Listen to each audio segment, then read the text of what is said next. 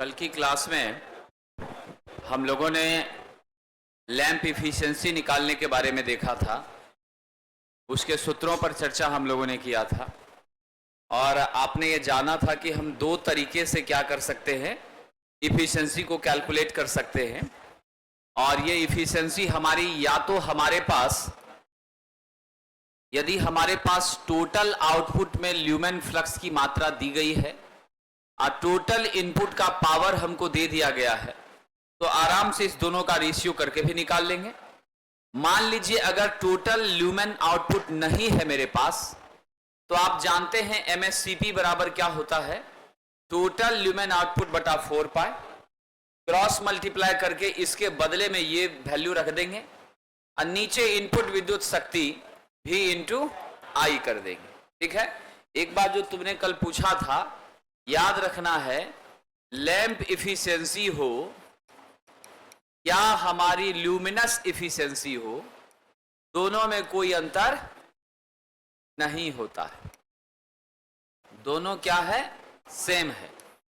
इस क्वेश्चन में हमारे पास देखिए, कल का जो क्वेश्चन था उसमें संपूर्ण फ्लक्स पहले से ही 400 हमको दिया हुआ है।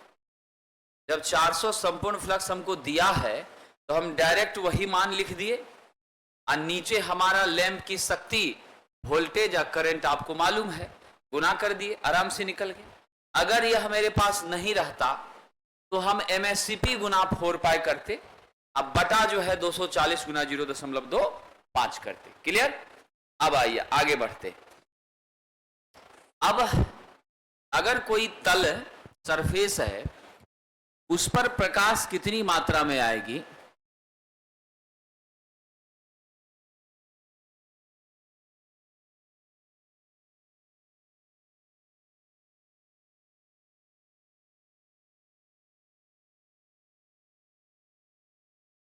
अब यहां ध्यान दीजिएगा, कह रहा है कि प्रकाशित तल की प्रदीप्ति किन बातों पर निर्भर करती है। मतलब अगर यह मेरे घर का नीचे का फर्श है, ये क्या है, हमारा आयताकार कमरे का सतह है, और इस सतह पर सपोज कर लीजिए यहां एक बल्ब हमने लगा दिया है। इस बल्ब के माध्यम से जो प्रकाश हमारे इस सतह पर आ रही है, तो वह प्रकाश हमारे सतह पर कितनी मात्रा में आएगी, कैसे हमारा यह पूरा तल बहुत अच्छे तरीके से प्रकाशित होगा, इस सब के लिए कुछ मानक हमें आवश्यक हैं।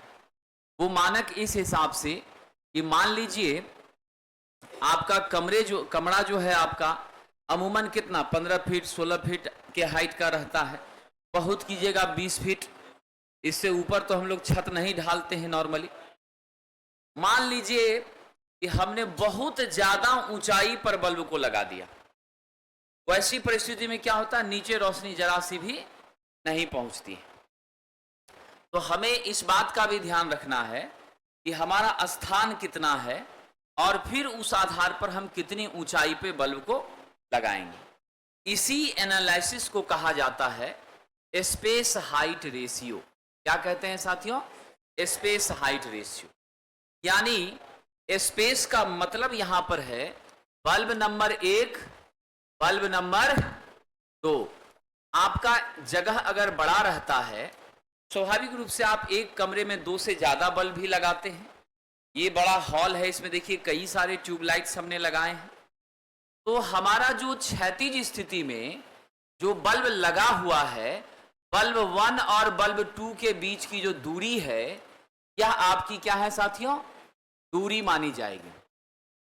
ठीक है, स्पेस मानी जाएगी, 2 बल्ब के बीच की जगह। और हाइट का मतलब है हमारे सतह से बल्ब कितनी ऊंचाई पर लगाया गया है, ये आपका h माना जाएगा। ठीक है।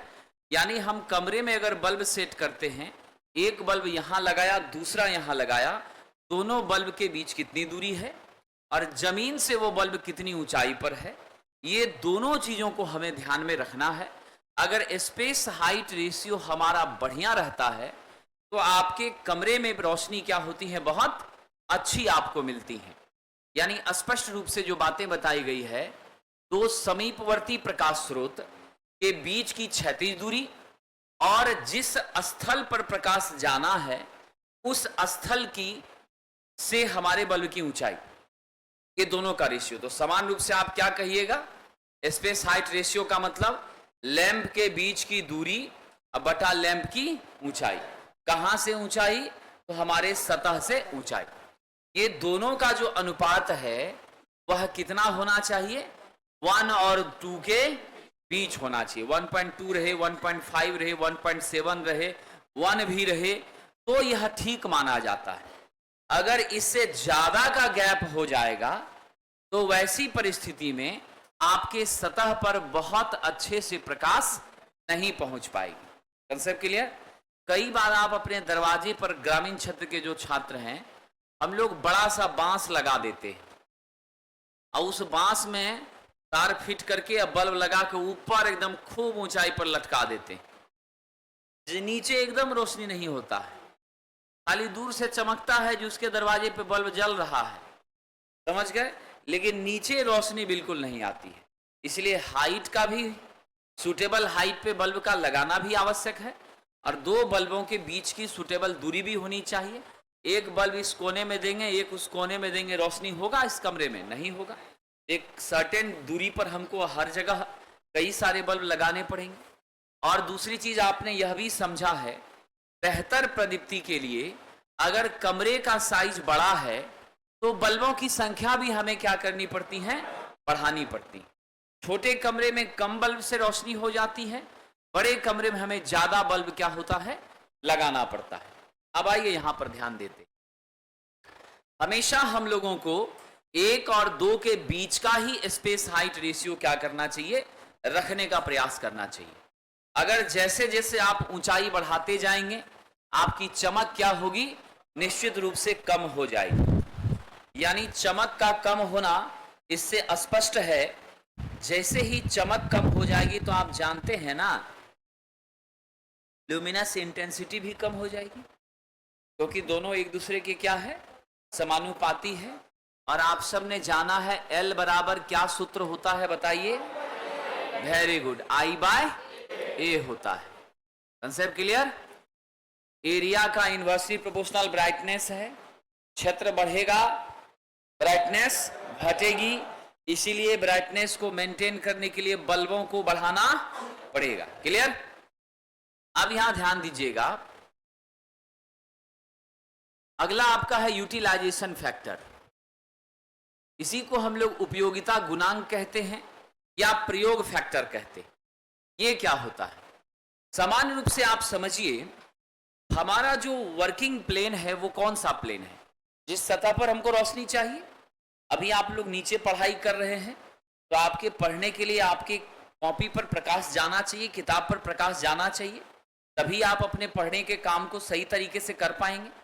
तो आप पठन पाठन का काम जो है ये करने के लिए उचित प्रकाश जिस जगह पर चाहिए वही जगह हमारी क्या होती है, वर्किंग प्लेन कहलाती है। यानी जहां काम करते हैं और काम करने के लिए रोशनी चाहिए वही आपका क्या है, वर्किंग प्लेन। तो समान रूप से समझिएगा कि प्रयोग किए गए ल्यूमेन और लैंप द्वारा उत्पन्न किए गए ल्यूमेन का अनुपात ही क्या होता है, यूटिलाइजेशन फैक्टर। बल्ब से कितनी रोशनी हमें मिल रही है और हम कितना उपयोग कर रहे हैं।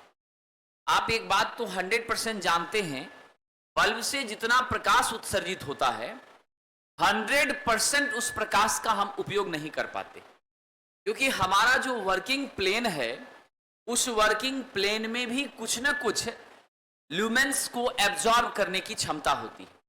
कुछ न कुछ प्रकाश को क्या करता है, अवशोषित करता है, फिर शेष को वह रिफ्लेक्ट करता है, और जब रिफ्लेक्ट होता है तभी हम देख पाते हैं। तो नॉर्मली जो स्थितियां हैं कि आपका टोटल ल्यूमेन और लैंप द्वारा उत्सर्जित ल्यूमेन, लैंप द्वारा उत्सर्जित ल्यूमेन हमेशा साथियों क्या होगा, ज्यादा होगा, और वर्किंग प्लेन पर जो रिसीव हो रहा है, आपको मिल रहा है, वह सदैव क्या होगा, कम होगा।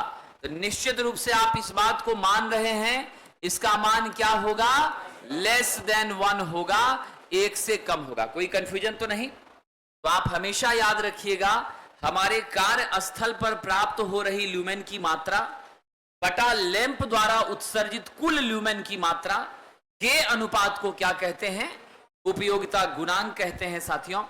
और हमारा जो प्रत्यक्ष लाइट है, प्रत्यक्ष मतलब डायरेक्ट लाइटिंग सिस्टम, अभी जो ये ट्यूबलाइट हमने लगाया है, सपोज कर लीजिए हम बल्ब लेकर आते हैं, यहां लटकाते हैं, इस वाले में होल्डर लाते हैं और उसको लगा के स्विच ऑन कर देते हैं।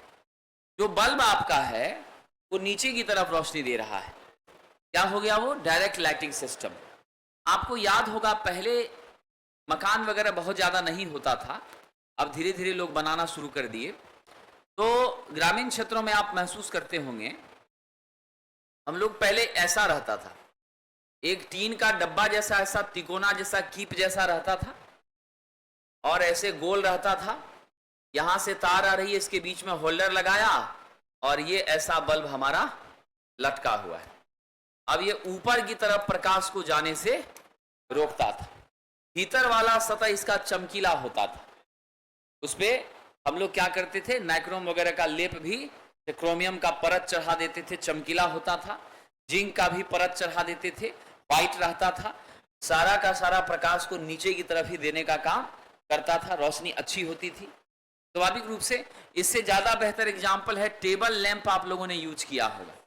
टेबल लैंप में जो टीन वाला कवर आता था और उसके अंदर बल्ब आप अटैच करते थे, उस टीन के कवर के ऊपर का कलर भले रंगीन होगा लेकिन अंदर का व्हाइट ही रहता था, है ना। उससे आपकी प्रकाश जो है एक सर्टेन खास दूरी के लिए ही प्रकाश आती थी, डायरेक्ट आती थी। तो इस तरह का जो व्यवस्था करते थे, तो जब ऐसी अरेंजमेंट होती हैं तो हमारा कितना हो जाएगा उपयोगिता गुणांक 0.4 से 0.6। लेकिन इनडायरेक्ट लाइटिंग सिस्टम में ध्यान दीजिएगा 0.1 से 0.5 के बीच, क्योंकि इनडायरेक्ट लाइटिंग में प्रकाश नीचे नहीं आती हैं। इनडायरेक्ट लाइटिंग में प्रकाश कहां जाती हैं? ऊपर जाती हैं, सीलिंग से टकराकर तब नीचे आती हैं। आप याद रखिएगा, इनडायरेक्ट लाइटिंग में 90% प्रकाश हमारी कहां जाएगी? ऊपर, और 10% प्रकाश कहां आएगा? नीचे, बल्ब के माध्यम से। और डायरेक्ट लाइटिंग में आप याद रखिएगा यहां 90% के आसपास क्या होती हैं? नीचे, और 10% ही क्या होता है? ऊपर जाता है। इसमें कोई शक नहीं है। आइए हम लोग इसके बारे में विस्तार से चर्चा करेंगे। आगे आपका डिफरेंट मेथड्स ऑफ लाइटिंग है, उसमें चर्चा करेंगे। अब ये हमारी जो यूटिलाइजेशन फैक्टर है, एज ए ह्यूमन बीइंग या कंज्यूमर हम क्या चाहते हैं? हम यही चाहते हैं कि हमारे बल्ब से जो प्रकाश हमें उत्सर्जित हो रहा है, ज्यादा से ज्यादा उस प्रकाश का हम उपयोग करें। तभी आपका इफिशिएंसी भी बढ़ेगा और आप जो बिजली के लिए बिल भर रहे हैं वह भी आपका लगेगा कि सदुपयोग हो रहा है। स्वाभाविक सी बात है। तो ऐसी परिस्थिति में उपयोगिता गुणांक आपका 1 के करीब हो जाए, यह मेरा लक्ष्य होना चाहिए। 1 मीन्स 100%। अगर 0.9 तक पहुंच रहा है मतलब 90% आप उत्सर्जित प्रकाश का उपयोग कर रहे हैं। आप देख रहे हैं कि हम 60 से ऊपर नहीं बढ़ पा रहे हैं, तो हम तो इस तरफ जरूर ध्यान देंगे। हम चाहेंगे कि ज्यादा से ज्यादा प्रकाश क्या कर सकें? उपयोग कर सकें। इसके लिए हमें कई छोटी छोटी बातों का ध्यान रखना पड़ता है। सबसे पहली बात है प्रदीपन होने वाला क्षेत्र, यानी कितने जगह पर आप रोशनी करना चाहते हैं। वह सतह आपका टाइल्स लगा हुआ है, मार्बल लगा हुआ है, या फिर आपका समतल जमीन है, कैसा स्पेस है, कैसा सतह है, उस पर भी। क्योंकि आपको मैंने बताया था अगर धूसर सतह रहती है, मटमैली सतह रहती है, बहुत ज्यादा एब्जॉर्ब करती हैं, रिफ्लेक्शन कम हो जाती है, फिर ब्राइटनेस आपकी घट जाती है। स्वाभाविक सी बात है, तो उसको भी ध्यान में रखना होगा। दूसरा महत्वपूर्ण पॉइंट क्या है? लैंप की ऊंचाई। अगर लैंप को आपने बहुत ज्यादा हाइट पर लगा दिया है तब भी रोशनी आपकी कम होगी। फिर आपका छत, दीवार और अन्य फिटिंग्स, छत का कलर कैसा है? ब्लैक कलर का पेंट कोई सीलिंग में नहीं करता है, आप सब जानते हैं। नेचुरली हम लोग व्हाइट करते हैं, बहुत लोग ज्यादा शौकीन होते हैं तो पिंक कर लेते हैं, स्वाभाविक है। लेकिन जो भी कलर करते हैं वो आपका लाइट कलर करते हैं, हल्का रंग करते हैं। 90% लोग व्हाइट ही किया करते हैं ताकि ज्यादा से ज्यादा प्रकाश क्या हो? रिफ्लेक्ट हो जाए। दीवारों का रंग भी हम लोग लाइट कलर का ही करवाते हैं। डीप कलर का दीवार का कलर करवा लीजिए तो बहुत बेतरतीब लगता भी है और प्रकाश को वह एब्जॉर्ब भी ज्यादा करता है। आजकल एक चला हुआ है फैशन कहिए या फिर एक आदमी का सोच बदला है लोग एक दीवार को डीप कलर करवा देते, उसमें फूल वगैरह भी बनवा देते, बाकी कलर अलग, तो थोड़ा सा खूबसूरती होती है। लेकिन सारे दीवार पे अगर वैसा ही कर दिया जाए तो कमरे की सुंदरता क्या होगी, बिगड़ जाएगी। अब देखिए लाइटिंग का किस्म कैसा है। अब स्वाभाविक सी बात है, आप सब जानते हैं कि हम अगर CFL का यूज करते हैं, इनकैंडेसेंट बल्ब का यूज करते हैं, वो जो 10 रुपए वाला फिलामेंट वाला रहता था, 12 रुपए वाला, और CFL था, LED थी, सबके प्रकाश में अंतर था कि नहीं? पावर का कंजप्शन भी कम था। CFL 100 वाट का जो फिलामेंट लैंप था, उससे जितनी रोशनी मिल रही थी उससे कई गुना ज्यादा रोशनी आपको CFL और LED से मिलती है। 8 वाट का LED जितना प्रकाश दे रहा है उससे कम प्रकाश आपको किससे मिल रही है? 100 वाट के स्वाभाविक रूप से साहब इनकैंडेसेंट बल्ब से, फिलामेंट वाले बल्ब से। 100 वाट एक बल्ब कंज्यूम करके कम रोशनी दे रहा है। अब तो 100 वाट में हम 10-10 वाट का कितना 10 बल्ब ला सकते हैं, 10 कमरे में हम रोशनी करवा सकते हैं। कितना पावर का कंजप्शन हमारा बच गया, पावर की खपत बच गई, बिजली का बिल हमारा घट गया, ये सारी चीजें हुई। तो इसलिए कहा गया कि लाइटिंग की किस्म कैसी है। आप अप्रत्यक्ष व्यवस्था लगाए हैं कि प्रत्यक्ष लगाए हैं, सेमी डायरेक्ट है, सेमी इनडायरेक्ट है, सब तरह की बातें हैं। तो नॉर्मली आप याद रखिएगा, क्वेश्चन यहां से आपको उठ सकता है, डाटा आधारित प्रश्न। डायरेक्ट लाइटिंग के लिए यूटिलाइजेशन फैक्टर का मान कितना होता है? 0.4 से 0.6 होता है। इनडायरेक्ट लाइटिंग के लिए इसका मान 0.1 से 0.5 के बीच होता है। लेकिन एक बात हमेशा याद रखिएगा, यह जो है आपका 1 से सदैव कम ही होता है, इसमें कोई शक नहीं। अब गौर कीजिएगा विद्यार्थियों, अब हम लोग चर्चा करने वाले हैं अवपात गुणांक के बारे में। अवपात गुणांक, अवक्षय गुणांक या फिर आपका ह्रास गुणांक।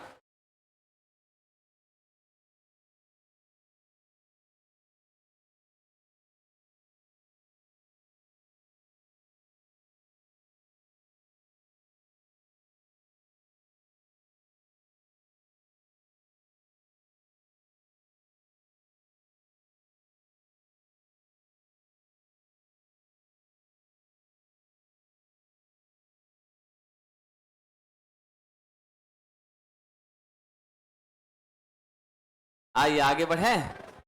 डेप्रिसिएशन, मैंने आपको कल चर्चा किया था मेंटेनेंस फैक्टर के बारे में। मेंटेनेंस फैक्टर का जस्ट उल्टा कौन होता है? अवक्षय गुणांक होता है। स्वाभाविक सी बात है।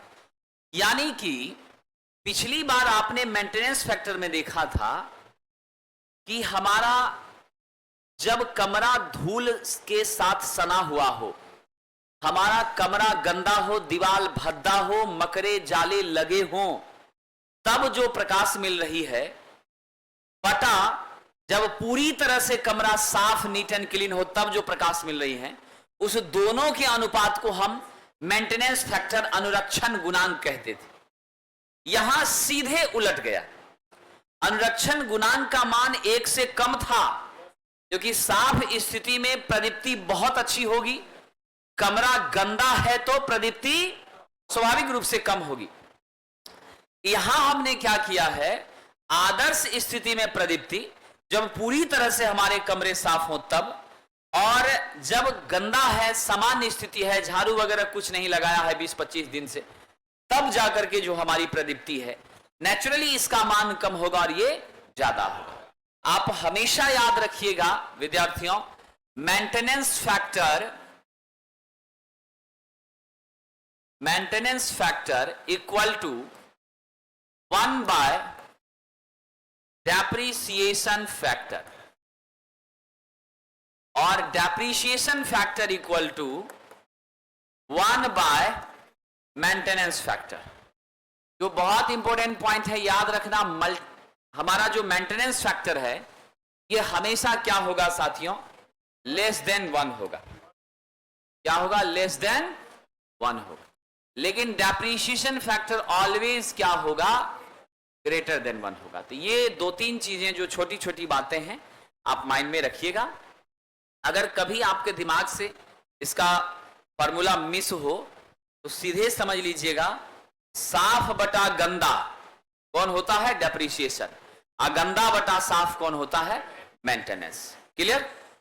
अब देखिए साथियों, तो ये तो क्लियर हो गया, इसका मान लगभग कितना है? 1.2 से 1.4 के बीच होता है, एक से ज्यादा है। आइए एक छोटा सा फॉर्मूला है, इसे भी आप ध्यान रखिएगा, इस फॉर्मूले पर क्वेश्चन की संभावना बनती है।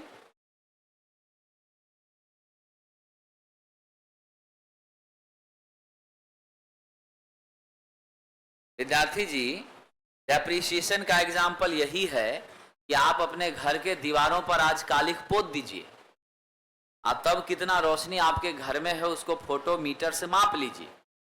अगला दिन फिर मिस्त्री लेबर को बुलाइए और व्हाइट वॉशिंग करवाइए, आप तब जाकर के इल्यूमिनेशन को फोटोमीटर से मापिए, आप तब दोनों डाटा का क्या करिए? रेशियो निकालिए। अब फिर जो मान मिलेगा वही आपका क्या है? Depreciation factor. तो समान रूप से डेप्रिसिएशन फैक्टर इस बात को सूचित करता है कि अगर हमारा कमरा साफ रहता है, गंदे की अपेक्षा साफ कमरे में प्रकाश हमें ज्यादा प्राप्त होती है, इल्यूमिनेशन हमें अच्छी मिलती है। यही बातें हैं। जैसे जैसे हमारा कमरा गंदा होता जाएगा, जैसे जैसे आपके कमरे गंदे होते जाएंगे, जैसे जैसे आपके बल्ब के ऊपर मकड़े का जाला लगता जाएगा, समझ गए? जैसे जैसे चीजें पुरानी होती जाएंगी, वैसे वैसे आपके घर के अंदर रोशनी की भी कमी होती चली जाएंगी। यही डेप्रिसिएशन होता है, समझ गए? और नॉर्मली अगर डेप्रिसिएशन को व्यवहारिक रूप में समझें तो मैंने कल भी एग्जाम्पल दिया था, बहुत सारे बच्चे ऑनलाइन वीडियो रहने के बावजूद भी लगता है कि विशेष रूप से ध्यान देकर पढ़ते हैं, इसीलिए भूल तुरंत जाते हैं। ठीक है, मैंने कल भी कहा था, दो बार कहा था, 300 रुपए का टी शर्ट खरीदा, 2 महीने बाद 50 रुपया में कोई उसको लेना नहीं चाहे। अगर पता चल गया कि पहना हुआ है, फ्री में भी कोई जल्दी नहीं लेगा। स्वाभाविक सी बात है। मतलब cost value of money must be decreases with increment of time duration, यानी किसी भी पैसे की कीमत समय के बीतते बीतते धीरे धीरे क्या होती है? घटने लग जाती है। आप मकान बनाइए, नया मकान, 50 साल बाद उसको बेचिए जमीन छोड़ के, जमीन की कीमत हमेशा बढ़ती है। Cost value of land must be increases with respect to time, but constructed चीजों की कीमत हमेशा क्या होती है? घटती चली जाती है। स्वाभाविक सी बात है। आप आज बाइक मार्केट से लेते हैं, शोरूम से लेते हैं, 15 दिन बाद आपका ट्रांसफर हो जाता है, बेचना चाहते हैं, देख लीजिएगा 1.5 लाख में खरीदे हैं, 70-75 से बात उठेगा। 200 किलोमीटर चला है, 75 भाई जी देंगे, उससे ज्यादा नहीं हो पाएगा। 50 अभी देंगे, 25 अगला महीना में देंगे। बोलिए तैयार हैं? ये होता है परिस्थिति। क्या जी विद्यार्थी? तो स्वाभाविक है कि क्या होता है? उसका वैल्यू घट रहा है। तो यही आपका डेप्रिसिएशन है, अवक्षय है। आइए आगे बढ़ें। तो यहां पर ध्यान देना है, प्रकाशित तल के लिए आपका कितना फ्लक्स हमको चाहिए। कहने का मतलब है कि कोई कमरे का जो सतह है वहां पर आप बेहतर रोशनी चाहते हैं, तो आपके कमरे में बहुत अच्छी रोशनी हर जगह हो जाए और उस रोशनी से आप कमरे के किसी भी कोने में अगर बैठे रहें तो बड़े आराम से आप अपने काम को कर सके। ऐसा करने के लिए आपको कितना ल्यूमेन चाहिए, उस ल्यूमेन की मात्रा को कैलकुलेट करने का यह सूत्र है। अगर आपके पास प्रकाशित तल का क्षेत्रफल है, प्रदीप्ति आपको मालूम है, डेप्रिसिएशन फैक्टर आपको मालूम है और यूटिलाइजेशन फैक्टर आपको क्वेश्चन में दिया गया है, आप आराम से टोटल ल्यूमेन की मात्रा यानी कि फ्लक्स की मात्रा कैलकुलेट कर लेंगे। क्या होता है सूत्र? प्रदीप्ति गुना प्रकाशित तल का क्षेत्रफल गुना डेप्रिसिएशन फैक्टर बटा यूटिलाइजेशन फैक्टर। क्लियर विद्यार्थी जी? अब आपसे अगर कहा जाए, सपोज कर लीजिए, अगर आपसे कहा जाए एरिया क्या होगा प्रकाशित तल का, डेप्रीशिएशन फैक्टर आपको दे दिया है 1.2, ठीक है। यूटिलाइजेशन फैक्टर आपको दे दिया है 0.6, आपको इल्यूमिनेशन दे दिया है साथियों 200 लूमेन प्रति मीटर स्क्वायर। अब आप इस सूत्र से हमें बताइए, 1 2 3 डाटा आपको मालूम है और ल्यूमिनस फ्लक्स F का मान भी दे दिया है 1500। चलिए 1500 को 3000 ही कर देते हैं, 3000 लूमेन दे दिया है। लक्स नहीं, लक्स तो ये होगा, यहां पर आप लक्स लिख सकते हैं, इल्यूमिनेशन को आप लक्स लिख सकते हैं। आपने देखा साथियों, जब ऐसी डाटा आपके पास होगी तो फिर क्या करेंगे आप, यहां से आपने देखा है फ्लक्स का मान होता है E इंटू ए इंटू डी एफ बटा यूएफ होता है। कोना कोनी मल्टीप्लाई करिए, F इंटू यूएफ बराबर E ए डी एफ मिल रहा है। अब वैज्ञानिकों आपको निकालना क्या है, ए निकालना है ना। ए बराबर क्या होगा, F इंटू यू एफ, अब बटा हो जाएगा E इंटू डी एफ। क्या विद्यार्थी जी, अब इस सूत्र पे सारे मान को रखिए। ए बराबर आप क्या लिखिएगा, F के बदले में 3000, यूएफ के बदले में 0.6 और नीचे आप क्या लिखिएगा, E के बदले 200 और डीएफ का मान है कितना 1.2। अब इसको हल करिए, जितना होगा उतना मीटर स्क्वायर होगा। 7.5 आ रहा है, चलिए तो 7.5 मीटर स्क्वायर होगा। यानी आपको इस फॉर्मूले की मदद से सिर्फ ल्यूमेन की संख्या ही नहीं ज्ञात होगी, आप कोई भी पांचों में से कोई 4 क्वांटिटी दिया है, किसी के वैल्यू को भी आगे पीछे घुमा फिरा करके आप कैलकुलेट कर लेंगे। क्लियर? चलिए साथियों, अब यहां पर ध्यान दीजिएगा, एक्सियल इंटेंसिटी की बात हो रही है। एक्सियल इंटेंसिटी का सूत्र होता है I बराबर KAL कैंडेला। कैंडेला आप लोग जानते हैं ज्योति तीव्रता का सूत्र होता है।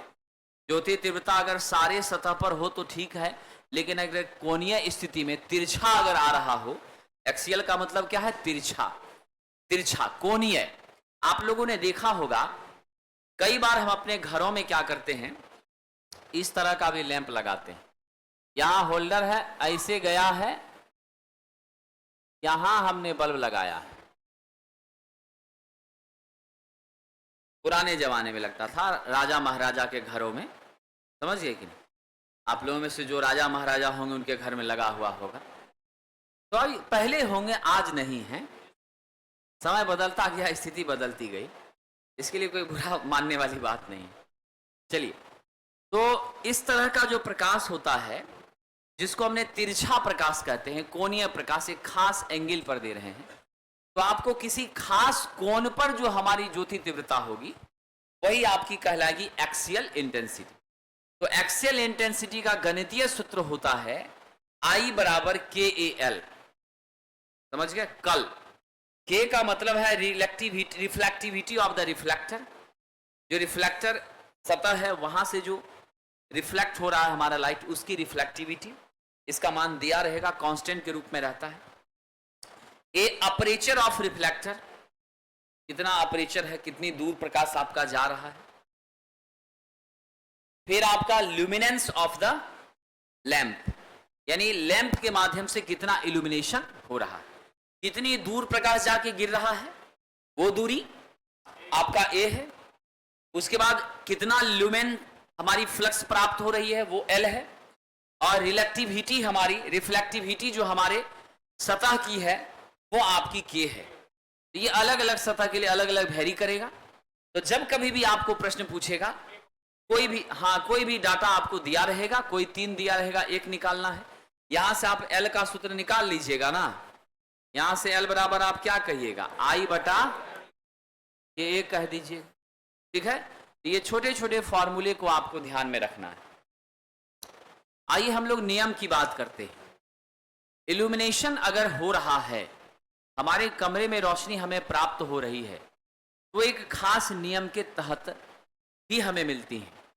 और ये नियम को दिया था साहब inverse square law, Lambert's cosine law, ये सारे नियम सभी आप देखेंगे। इस नियम में ये कहा गया है, ये हमारा बल्ब है, प्रकाश का स्रोत है, यहां से रोशनी निकल रही है और ये रोशनी इस सतह पर, इस सतह पर, इस सतह पर, अलग अलग सतह पर रोशनी क्या हो रही है, पड़ रही है। तो इनवर्स स्क्वायर लॉ कहता है किसी प्रकाश स्रोत द्वारा, किसी प्रकाश स्रोत द्वारा किसी प्रकाशित तल पर पहुंचने वाली प्रदीप्ति, प्रदीप्ति मतलब इल्यूमिनेशन। सपोज कर लीजिए ये बल्ब है, इस बल्ब से इस सतह पर जो इल्यूमिनेशन हमारा ई पहुंचा है, वह इल्यूमिनेशन इस बल्ब से इस सतह के बीच की दूरी के क्या होता है साथियों, वर्ग के व्युत्क्रमानुपाती होता है। यानी ई आपका इनवर्सली प्रोपोर्शनल है 1/d स्क्वायर का। तो इनवर्स स्क्वायर लॉ से आपने समझा ई इनवर्सली प्रोपोर्शनल किसका है, 1/d स्क्वायर का। दूसरा इन्होंने क्या कहा, ई हमारी समानुपाती किसके होती हैं, ज्योति तीव्रता आई के।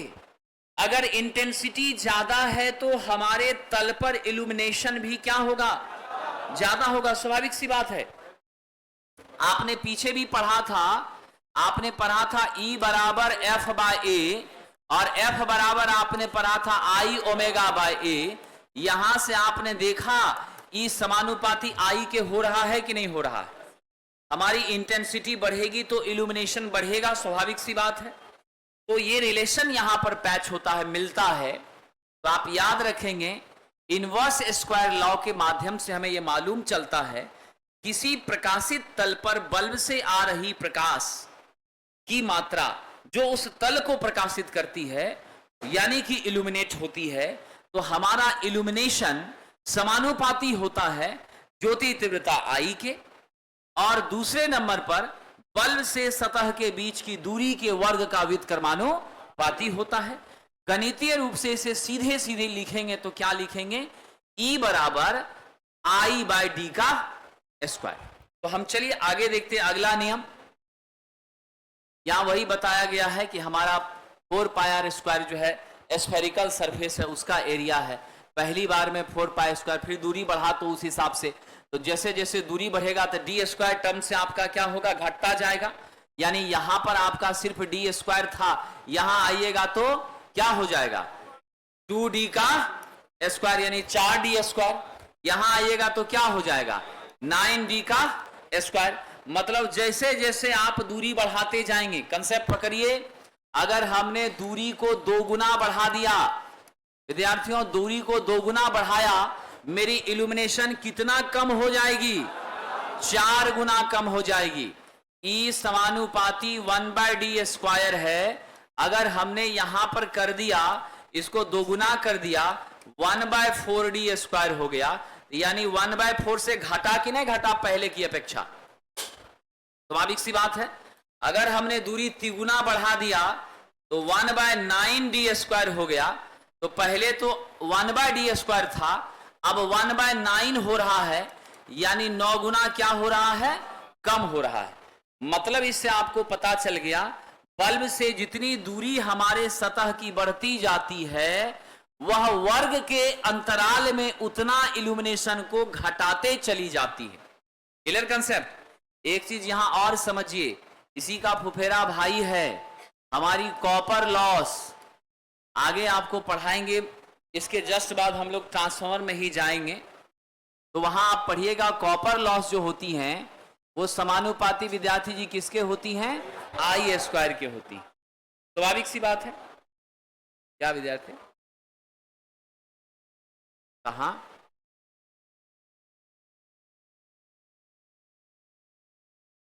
कहां 4 होगा विद्यार्थी,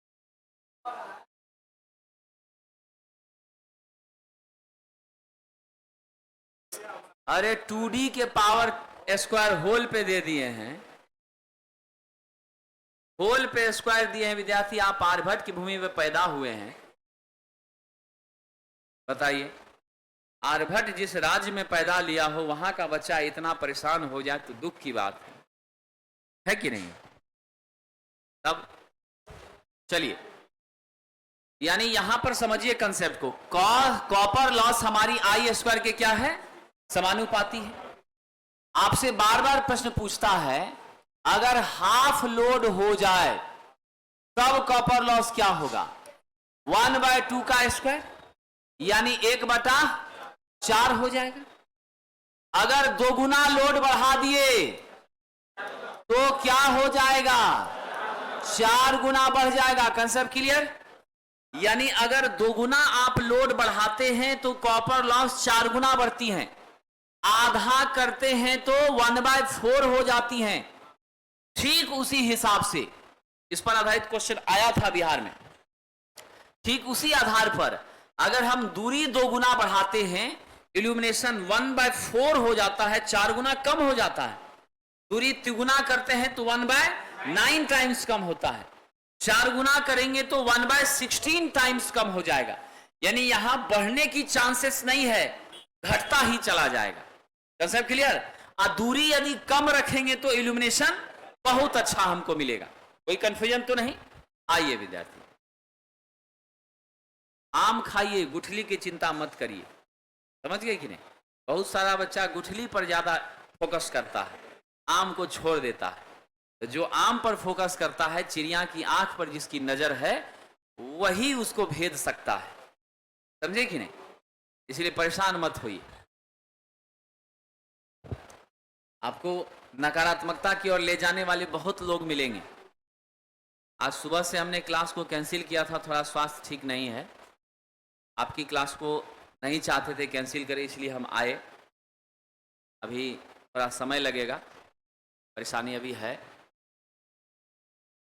आज शाम में पता चल जाएगा कि क्या परेशानी है। समझ गए? हाँ, रिपोर्ट आएगा तो पता चलेगा कि प्रॉब्लम आखिर किस वजह से है। ठीक है, लेकिन आपकी क्लासेस चलती रहेगी, इसका हम पूरा ख्याल रखेंगे। सुबह से बहुत सारे विद्यार्थियों का फोन आया।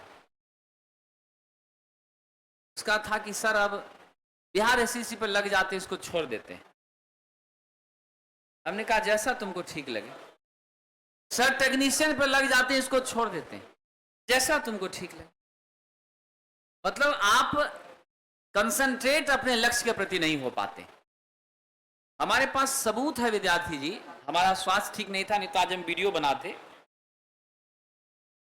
आईटीआई इंस्ट्रक्टर का जो फॉर्म था, लेटर है मेरे पास, ये फॉर्म भरने का शुरू होना था 23/5/2023 से। ठीक है, आयोग के पत्रांक 1435 दिनांक 22/5/2023 द्वारा ऑनलाइन आवेदन प्राप्त करने हेतु तैयार सॉफ्टवेयर में तकनीकी त्रुटि होने के कारण दिनांक 23/5/2023 से ऑनलाइन आवेदन भरने की प्रक्रिया प्रारंभ नहीं किए जाने की सूचना प्रकाशित की गई थी। 23 तारीख से शुरू होना था और आपका 1 जून मतलब 15 या 18 जून तक था। सॉफ्टवेयर में आवश्यक सुधार कर लिया गया है। तदनुसार ऑनलाइन आवेदन करने के लिए अब 4 जुलाई 2023 से 3 अगस्त 2023 के बीच तिथि प्रदान की गई है और इसी आधार पर छात्र अपना फॉर्म सबमिट करेंगे। आप क्या महसूस किए? 23/5 से फॉर्म भराना था, लेकिन फॉर्म कब से भराना चालू हुआ है? 4/7/2023 से। मोटा मोटी देखिए 2 महीने के करीब गैप आ गया, 1.5 महीने के आसपास का गैप आपको पकड़ा गया, इतने दिन बाद आया। ठीक है, अब इसका लास्ट डेट विद्यार्थी जी कब है? लास्ट डेट है 3/8 को, 3/8/2023 को ये लास्ट डेट है फॉर्म भरने का। अब देखिए 3/8 को तो ये लास्ट डेट था, उसके बाद आ गया सितंबर के प्रथम सप्ताह में, 3/8 लास्ट हुआ, सितंबर के प्रथम सप्ताह में आपका एडमिट कार्ड आया है। और परीक्षा कब लिया है इसने? 7 सितंबर, 9 सितंबर, 10 सितंबर और 16 सितंबर। यानी पहले भी इसको परीक्षा सितंबर में ही लेना था, पुराने नोटिस में भी, नया जो लेट किया तब भी परीक्षा कब लिया? सितंबर में ही।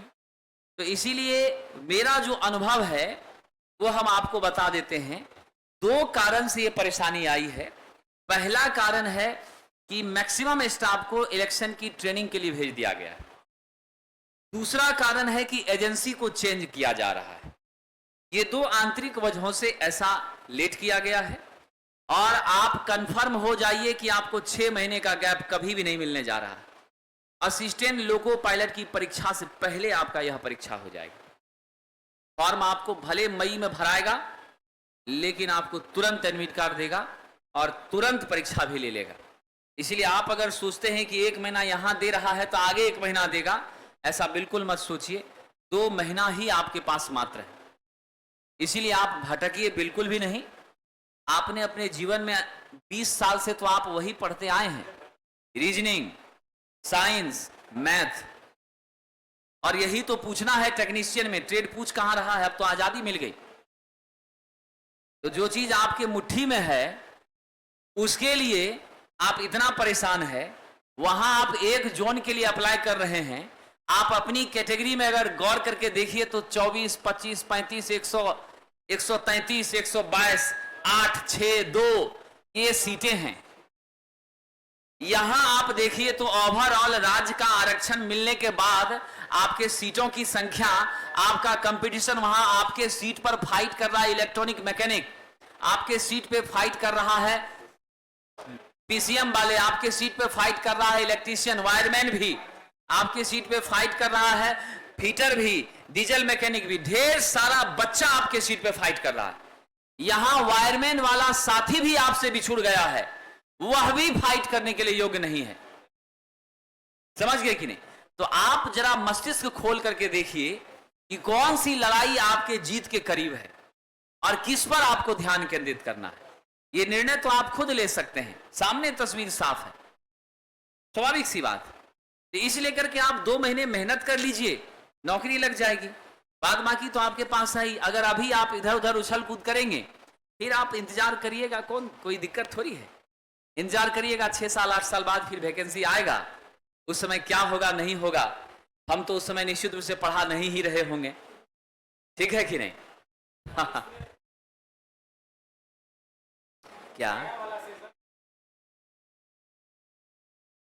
नहीं ना आ पाएगा? अगस्त में उसका रिजल्ट आता है, सर्टिफिकेट अगस्त में मिलता है। वो बच्ची बैठी तो है। ये तो हाईकोर्ट में आवेदन लगाई है कि हमारे जैसे छात्रों पर सरकार जुल्म क्यों कर रही है। जब वैकेंसी देवे किया तो अगस्त में क्यों नहीं दिया? मेरा भी रिजल्ट आ जाता, हम भी 2 साल से तैयारी कर रहे, मेरा भी सिलेक्शन होता। तो इसको फायदा नहीं हो रहा है। इसके लिए सरकार ने इसको आश्वस्त किया है कि 25 में हम फिर से बहाली तुम्हारे लिए देंगे। इसीलिए यह पढ़ाई जारी रखी है, छोड़ नहीं रही है। ये तो चली जाती छोड़ करके। क्या समझे? 25 में फिर आएगा। तो ऐसे ही रोते रहे, ऐसे ही देते रहे तो बच्चों का भला होता रहे, स्वाभाविक सी बात है। चलिए, यानी आपको भटकना बिल्कुल भी नहीं है।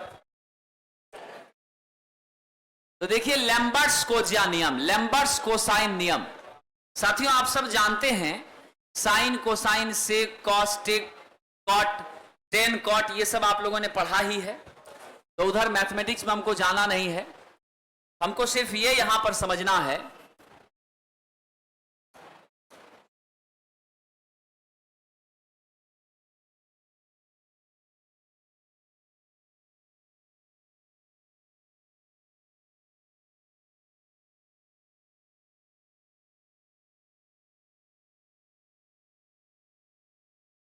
अब यह देखिए लैम्बर्ट्स कोजिया नियम क्या कहता है। यह नियम कहता है हमारी जो इल्यूमिनेशन है वह किसी सतह पर अगर प्रकाश किरणें पड़ रही हैं, जरूरी नहीं है कि वह प्रकाश किरणें स्ट्रेट पड़ती हैं, किसी खास एंगल पर भी वह सबटेंड कर सकती हैं। इसका कहना है, मान लिया हमने P आपका प्रकाश स्रोत है, AB हमारा क्या है? प्रकाशित तल है। इसकी प्रकाश स्रोत से दूरी कितनी है? D है। अब इस पर हमने अभिलंब क्या खींच दिया? ये PB हमने क्या किया? अभिलंब खींच दिया। अब सिचुएशन ये है कि हमारे अभिलंब और तल के बीच का जो कोण है साथियों, यह थीटा। तो आप सब जानते हैं ना, जिसके कंधे पर कोण होता है कॉस लेते हैं, जिसके कंधे पर नहीं होता है उसको साइन लेते हैं। तो मेरा तल के कंधे से यह कोण है थीटा, इसलिए क्या लेंगे, इसको कॉस लेंगे। तो यानी लैम्बर्ट्स कोज्या नियम ने कहा कि हमारी इल्यूमिनेशन का मान कॉस थीटा के क्या होता है, समानुपाती होता है। अब तीन बातें आपको मिली। पहले नियम से आपको मिला ई समानुपाती आई के होता है, दूसरे से मिला ई व्युत्क्रमानुपाती दूरी के वर्ग का होता है, और तीसरा आपने क्या देखा, ई समानुपाती कॉस थीटा का होता है। सबको मिला देते हैं तो मेरा ई बराबर क्या हो गया, I by D square cos theta. सब क्लियर? तो ये है आपका कोज्या नियम। यही आपका तल है, अभिलंब है, तल से एंगल थीटा बन रहा, जो मैंने आपको समझाया था। क्लियर? तो यहां से आपने इस नियम को भी पकड़ लिया। अब एक और कंसेप्ट को समझिए। अगर हमारी सतह से स्रोत की ऊंचाई मीटर में दी गई है, सतह और स्रोत के बीच की दूरी, साथियों यहां पर समझिएगा, सतह से स्रोत की ऊंचाई यह है हमारा बल्ब और यह है सरफेस। इस सतह से आपने मान लीजिए 2 मीटर की हाइट पर बल्ब को लगाया है, तो ये आपकी क्या है, हाइट। Concept clear? और इसके माध्यम से जो प्रकाश फैल रहा है, यहां से यहां के बीच फैल रहा है, इसको हम किस रूप में कंसीडर कर लेते हैं, दूरी के रूप में। तो हमारा जो सतह से स्रोत की ऊंचाई है, उसके लिए एक सूत्र होता है, E बराबर आई बटा H square cos cube theta. इसको कहते हैं कोज्या क्यूब नियम। किस नाम से जानते हैं, कोज्या क्यूब। तो कई बार आपको यह भी पूछा जा सकता है, तो यहां से आप तीन चीजें आज समझे। पहला आपने समझा E बराबर आई बटा डी स्क्वायर कॉस थीटा। अगर एंगल का मान 0 रहे विद्यार्थियों, तो आप ध्यान रखिएगा E बराबर आई बटा डी स्क्वायर ही होगा। क्लियर? उसके बाद कोज्या क्यूब नियम से आपने क्या देखा, E बराबर आई बटा H square cos cube theta. ज्यादातर क्वेश्चन यहां से और इस फॉर्मूले से आए हैं आपकी परीक्षा में। उससे खाली डाटा पूछा है, इसके समान होता है, सीधा वैल्यू लिखा हुआ है, आपको टिक लगा देना है, आई बटा H square cos cube theta. यानी कि इल्यूमिनेशन का कोज्या नियम प्रदर्शित होता है निम्नलिखित सूत्रों में से किसी एक के द्वारा सही पर सही को चिन्हित करें। तो आप देख लीजिएगा, E बराबर I by H square cos cube theta होगा, उसी को आप टिक लगाइएगा। क्लियर? चलिए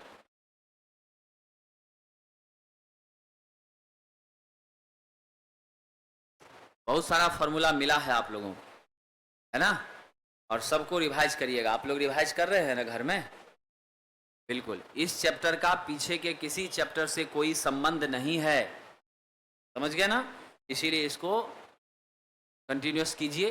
पीछे के चैप्टर के प्रश्न आपको अब आ रहे हैं, और उसमें मुझे विश्वास है लगभग 70% क्वेश्चन जिन बच्चों ने क्लास किया है उससे जरूर बन जाएगा और बन रहा होगा। कल के टेस्ट का प्रश्न भी आप लोगों से सॉल्व हुआ होगा, आज के टेस्ट का प्रश्न भी आपसे बनेगा, समझे? जब आप टेस्ट में प्रश्न बनने लगेगा तो आपको कॉन्फिडेंस आने लगेगा, और यही सब पूछा भी जाएगा, ऐसा नहीं है कि कुछ अलग पूछा जाए। आइए क्वेश्चन हम लोग देख लेते हैं। क्वेश्चन है, एक 500 कैंडला शक्ति की प्रकाशोत्पादक वस्तु से एक स्क्रीन 10 मीटर दूर रखी है। यदि प्रकाश किरणें अविलंब से टकराती हैं, 60 डिग्री पर टकराती है। समझिएगा जरा विद्यार्थियों, हमारा ज्योति तीव्रता आई कितना दे दिया हमें, 500 सीपी दे दिया है। कितनी दूरी पर है दोस्तों, 10 मीटर की दूरी पर है। दूरी भी आपको मालूम है। कह रहा अभिलंब से टकराती है।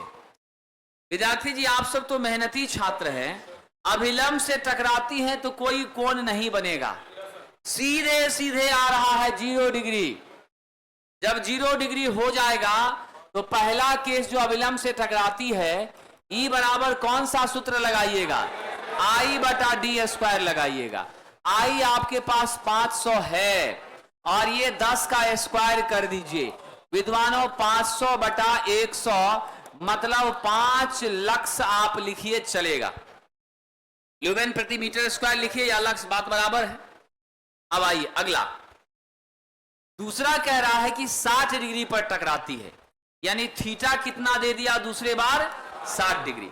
अब जब थीटा दे दिया तो कौन सा सूत्र लगाएंगे, E बराबर आई बाय डी का square cos theta. I by D square करके आपने कैलकुलेट किया हुआ है 500 बटा 100 गुना कॉस 60 डिग्री।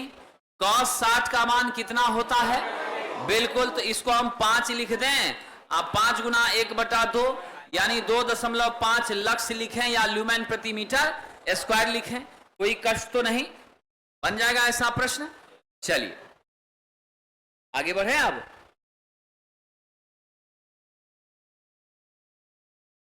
विद्यार्थी जी सभी के लिए क्वेश्चन अवेलेबल है, जो बच्चे ऑफलाइन टेस्ट दे रहे हैं उनके लिए ऑफलाइन अवेलेबल है, और जो दूर दराज के प्रदेशों में हैं उनके लिए ऑनलाइन अवेलेबल है। यही टेस्ट ब्रह्मास्त्र टेस्ट के नाम से होता है प्लेटफॉर्म ऑनलाइन टेस्ट ऐप पर, उसके माध्यम से आप जुड़ जाइए। ऑफलाइन वाले को तो ज़्यादा पैसा खर्च करना पड़ता है, 200 रुपये 1 महीने का लगता है, जिसमें 20 टेस्ट मिलता है। ऑनलाइन में तो मात्र 299 रुपये में 3000 प्रश्न आपको करवाए जाएंगे, यानी 150 सेट मिलेगा। अब सोचिए ऑफलाइन में 20 सेट का 200 रुपया लग रहा है और ऑनलाइन में 150 सेट का घुमा फिरा के 300 रुपया लग रहा है, कितना सस्ता है। ऑफलाइन वाले बच्चे तो कहेंगे हमको मास्टर लूटिए लिया है, स्वाभाविक सी बात है कि नहीं। तब यहां पर आप 1.5 साल का वैलिडिटी है, 1.5 साल तक इस वीडियो को टेस्ट को अनलिमिटेड बार दे सकते हैं। ऑफलाइन वाला तो एक ही बार अभी देगा, फिर घर लेके जाएगा, पूंजी रखा तो ठीक है, नहीं तो उड़ा पुड़ा देगा। आपके पास तो सब संरक्षित है 1.5 साल तक, तो आप जुड़ जाइए। अभी 42 टेस्ट, आज 42वां होना है, बाकी टेस्ट आपको उपलब्ध है। चलिए आगे बढ़े। अब हम लोग चर्चा कर रहे हैं जो अभी हमने आपको बताया था प्रकाश की व्यवस्था के बारे में। तो हमारा 4 प्रकार की व्यवस्था होती है प्रकाश की। सबसे पहला है प्रत्यक्ष प्रकाश व्यवस्था, डायरेक्ट लाइटिंग सिस्टम। ये आप देख रहे हैं हमने क्या लगाया, जो हमने चर्चा उस समय किया था आपसे कि पहले के समय में हम यहां पर सीधे यहां नीचे हमने क्या किया है, बल्ब लगाया है, और हमारा जो प्रकाश है ना वह इस रिफ्लेक्टर से, साथियों याद रखिएगा क्या है ये, रिफ्लेक्टर। इस रिफ्लेक्टर से सारा प्रकाश नीचे की तरफ आता है, ऊपर एकदम ना के बराबर जाता है, बहुत कम जाता है। यानी स्पष्ट है बल्ब से सीधे प्रकाश अगर हम जमीन पर सतह पर ले रहे हैं तो यह मेथड मेरी क्या कहलाती है, डायरेक्ट लाइटिंग मेथड कहलाती है। क्या कहलाती है, डायरेक्ट लाइटिंग मेथड कहलाती है। डायरेक्ट लाइटिंग मेथड में आपको क्वेश्चन पूछा जा चुका है 90% प्रकाश कहां आता है, हमारे सतह पर, मात्र 10% ही कहां जाता है, ऊपर। और हम जो यहां पर ल्यूमिनर्स लगाते हैं, रिफ्लेक्टर लगाते हैं, वह किस आकार का रहता है, भी आकार का, लेकिन यह भी आपका नीचे की तरफ रहता, उल्टा भी रहता है। क्लियर। अब देखिए इसका भीतरी सतह जो होता है वो रिफ्लेक्टर, बाहरी सतह बिल्कुल प्लास्टिक वगैरह के शीट से ढका रहता है ताकि प्रकाश को ऊपर की तरफ जाने नहीं देता है। दिक्कत इसमें यह होती है, ये मेथड बहुत आसान है, हम बिना किसी सुविधा के, बिना किसी अरेंजमेंट के इसका प्रयोग धड़ल्ले से कर सकते हैं। सीधा गए, बल्ब लगा दिए, लटका दिए, रोशनी आ रहा है। लेकिन इसमें समस्या ये होती है, चौंध मिलता है। समझ गए क्या होती है, चमक, सीधे सीधे लाइट आ रहा है। कई बार आप देखते होंगे ऐसा जगह बल्ब लगा दिया है ना कि आंखें पर पड़ता है, क्या आप पढ़ेंगे, कई बार ऐसा आपके साथ होता होगा। तो ग्लेयर भी होती है और डायरेक्ट लाइटिंग होने के कारण छाया भी बनती है। और अगर छाया बन रही है तो ड्रीम 11 साहब उस प्रकाश व्यवस्था को अच्छा मानेंगे कि खराब? खराब मानेंगे। यानी छाया बिल्कुल ना बने, ये हमारा उद्देश्य होना चाहिए। तो ये 2 दिक्कतें होती हैं। इसका इस्तेमाल कहाँ कहाँ करते हैं, घर में कर लेते हैं, औद्योगिक संस्थानों में कर लेते हैं, लेकिन धीरे धीरे हमने क्या किया, तरीका बदला, और जो तरीका बदला तो हमने अब कर दिया सेमी डायरेक्ट। अब सेमी डायरेक्ट का लक्षण आप देखिए, बल्ब ही आजकल ऐसा बना के मार्केट में आने लग गया।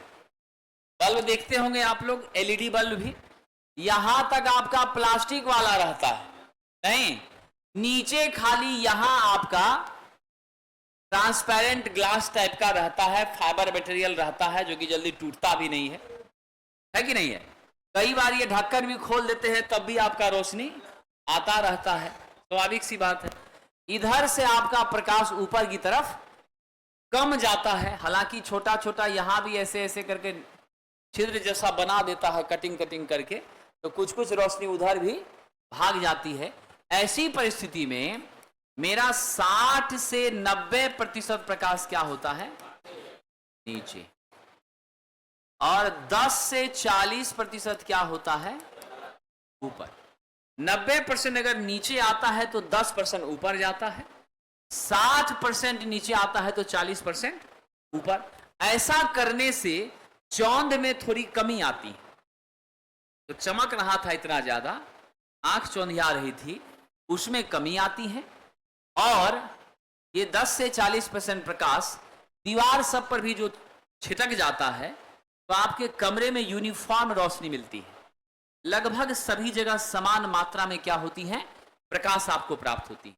जब सभी जगह समान मात्रा में प्रकाश मिलने लगती है तो छाया भी नहीं बनती है और आपको चौंध भी नहीं आती है, वो प्रकाश आपके लिए कंफर्टेबल हो जाता है, आप बेहतर तरीके से उसका इस्तेमाल कर लेते हैं। तो हालांकि अधिक ऊंचाई वाले कमरे में हम इसका क्या करते हैं, इस्तेमाल करते हैं। जिस कमरे का छत क्या है, ज्यादा हाइट पर है, आजकल तो हम लोग कम हाइट का छत बनाते हैं, यूनिवर्सिटी सब में, पटना यूनिवर्सिटी और पुरानी पुरानी जो बिल्डिंगें थी उस सब में देखिएगा बहुत ऊपर छत है, उसमें गर्मी भी थोड़ी कम लग रही है, वैसे जगहों पर हम इसका क्या करते हैं, उपयोग करते हैं। क्लियर? चलिए आगे बढ़े विद्यार्थियों। अब आपका है अप्रत्यक्ष प्रकाश व्यवस्था, इनडायरेक्ट। इनडायरेक्ट में नीचे रोशनी हम आने बिल्कुल ही कम देते हैं, मात्र आपका क्या होगा, 10% लाइट ही नीचे आएगा, बाकी प्रकाश आपका कहां जाएगा, ऊपर जाएगा। स्वाभाविक सी बात। आजकल नया नया रेस्टोरेंट है, कैंडल लाइट डिनर बोलता है कि नहीं है? बिल्कुल। आज के जमाने में कैंडल वगैरह तो जलाता नहीं है, वो इनडायरेक्ट लाइटिंग की अरेंजमेंट कर देता है, रोशनी ऊपर रहती है, नीचे बस रिफ्लेक्ट होकर के प्रकाश आता है, इतना ही प्रकाश आता है कि आप अच्छे से भोजन को, कहां पर क्या सामान है वो अच्छे से ले सकते हैं, है कि नहीं है? बिल्कुल। बहुत बच्चों को अनुभव होगा लेकिन अभी बोलेंगे नहीं, है कि नहीं? चलिए, जिनको नहीं होगा वो अनुभव कर लेंगे आने वाले समय में। आइए अब यहां ध्यान दीजिएगा, इनडायरेक्ट लाइटिंग सिस्टम। हालांकि आईटीआई के बच्चे कम अनुभवी होते हैं, इंजीनियरिंग वाले ज्यादा अनुभवी होते थे इस सब मामले में, है कि नहीं? आईटीआई वाला ही अब ज्यादा हो गया, इंजीनियरिंग वाला सब कम हो गया ना। अच्छा, चलिए, अनुभव है, अब नया जमाना बदल रहा है तो परिस्थिति भी बदल रही है। आगे बढ़े। यानी अप्रत्यक्ष में आपने क्या देखा कि हमने यहां एक कटोरे टाइप का स्ट्रक्चर दिया है, और ये जो कटोरे टाइप की आपकी संरचना है यह परावर्तक के रूप में काम करती है। हमारे प्रकाश को यह कहां भेज रही है, ऊपर की तरफ। ऊपर आपका क्या है, सीलिंग है, छत है। लेकिन साथियों याद रखना, इस लाइटिंग व्यवस्था की एक सबसे बड़ी समस्या है, ये लाइटिंग व्यवस्था आपने अगर किया है तो आपका छत निश्चित रूप से लाइट कलर का पेंट होना चाहिए, या नहीं तो व्हाइट पेंट होना चाहिए, तभी जाकर के प्रकाश को वह सही तरीके से रिफ्लेक्ट करके नीचे दे पाएगा। अन्यथा बिल्कुल भी रिफ्लेक्ट नहीं करेगा, बहुत कम करेगा, कमरे में अंधेरा ही बना रहेगा। तो इसमें आपने महसूस किया कि 10% नीचे आती हैं और 90% कहां चली जाती हैं साथियों, ऊपर चली जाती हैं। हमारा छत कैसा होना चाहिए, सफेद या हल्के रंग की पेंट वाली छत होनी चाहिए। ये विधि अच्छी विधि मानी जाती है क्योंकि इसमें चमक भी कम होती है और चौंध जो है वह भी काफी कम हो जाती है। बहुत, जैसे आप ऐसा समझिए, चंद्रमा का जो प्रकाश होता है, चांदनी रात में आपने महसूस किया होगा कितना शीतल आपको महसूस होता है, ठंडक महसूस होती है उसके प्रकाश में, अच्छा लगता है। उसी तरह का अनुभव जो है इनडायरेक्ट लाइटिंग सिस्टम के माध्यम से हमें होता है। ना ही चौंध ज्यादा होती है, ना ही छाया बनती है, समझ गए? तो ये दोनों चीजों से हमें निजात मिलता है। चमक भी बहुत नॉमिनल रहती है, हम अपना काम अच्छे से कर सकते हैं। खास करके हॉस्पिटल्स, ध्यान रखिएगा, हॉस्पिटल्स जहां पर आंख का इलाज होता है, मोतियाबिंद वगैरह का ऑपरेशन होता है, वैसे जगहों पर हम लोग ऐसी ही व्यवस्था करके रखते हैं ताकि ज्यादा चमक उनके आंखों पर ना जाए। कई दिनों तक आपने देखा होगा ब्लैक कलर वाला चश्मा दिया जाता है ताकि धूप वगैरह का प्रकाश उसके आंखों पर ज्यादा ना पड़े, नहीं तो फिर क्या होगा, जो बीमारी ठीक करवाया है बीमारी कहीं न कहीं फिर से क्या होगा, गड़बड़ा जाएगा। तो याद रखिएगा, कौन सी ऐसी प्रकाश व्यवस्था है जिसमें छाया नहीं प्राप्त होती है? अप्रत्यक्ष प्रकाश व्यवस्था। कौन सी साथियों? अप्रत्यक्ष, इनडायरेक्ट लाइटिंग सिस्टम। तो हम लोग कहां कहां यूज करते हैं? सिनेमा हॉल में, डांसिंग हॉल में, सजावटी कमरों में, हॉस्पिटल्स में, ये सब में करते हैं, ठीक है ना।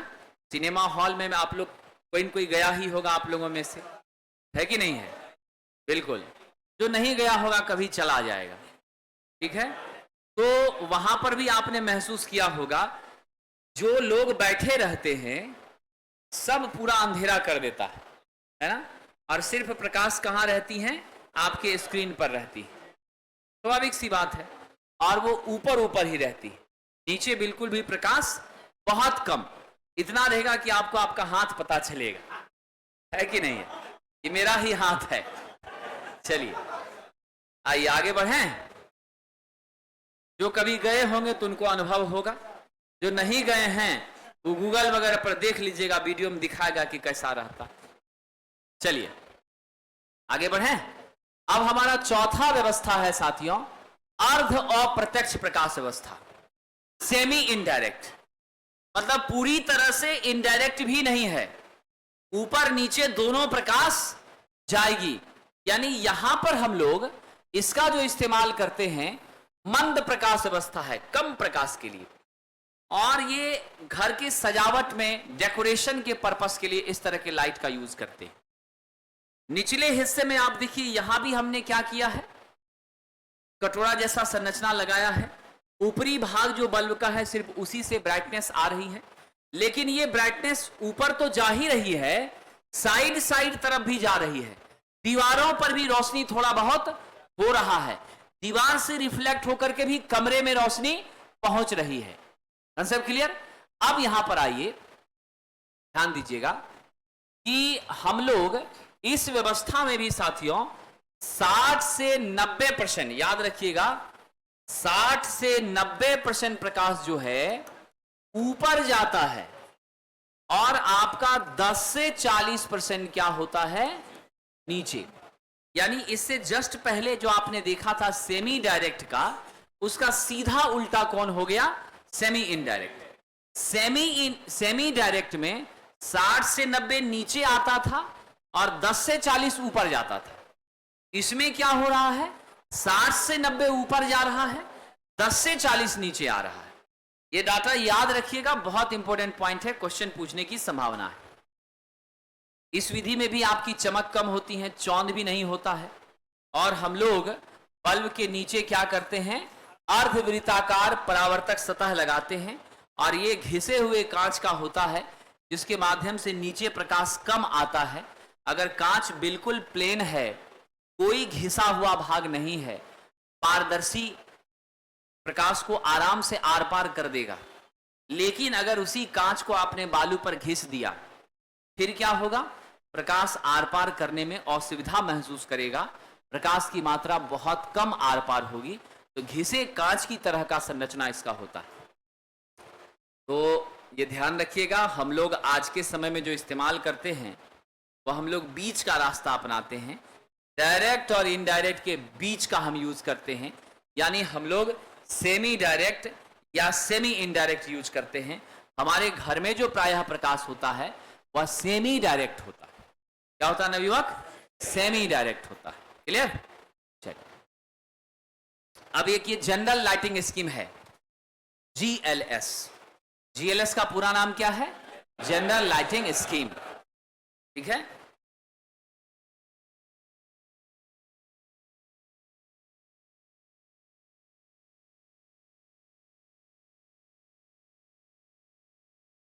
चलिए आगे बढ़ें। सामान्य प्रकाश व्यवस्था क्या है?